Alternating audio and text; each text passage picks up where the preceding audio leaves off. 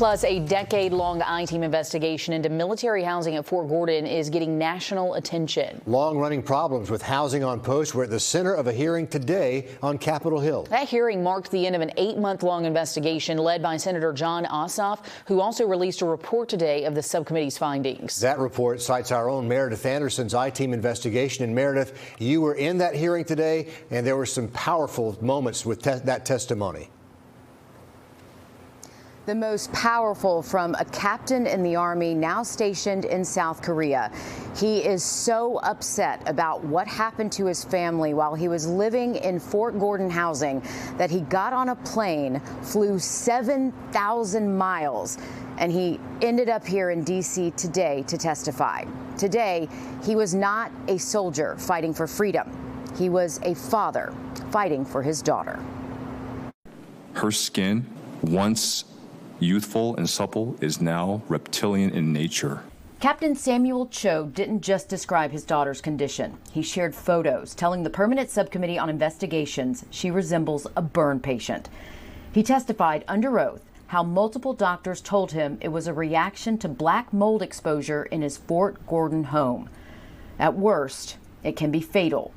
At best, it's excruciating. This has got to be uncomfortable, but not just physically. This has caused some emotional scars. That is correct. Unfortunately, the emotional aspect is just as profound as the physical aspect. Captain Cho also has emotional scars. He wants Balfour Beatty, the private company in charge of housing at Fort Gordon and more than 50 other military installations, to be held accountable.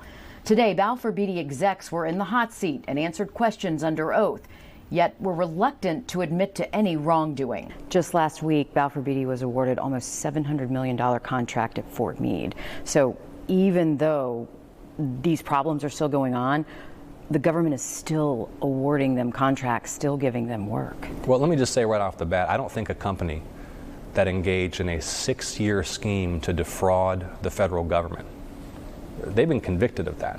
They acknowledge that again today, belongs in a position of trust, housing military families.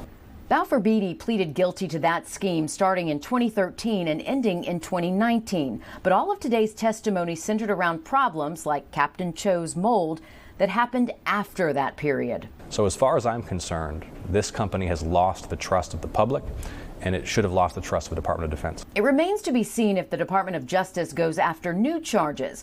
But Senator Ossoff says this is far from over. And he credits our I-Team with laying the groundwork by uncovering problems like these for years. And I commend you and your team for that investigative work, because you have been shining a spotlight on this at times when it didn't seem like folks at the federal level cared. Captain Cho hopes those who heard his testimony today care enough about what happened to his little girl to stop it from happening to anyone ever again.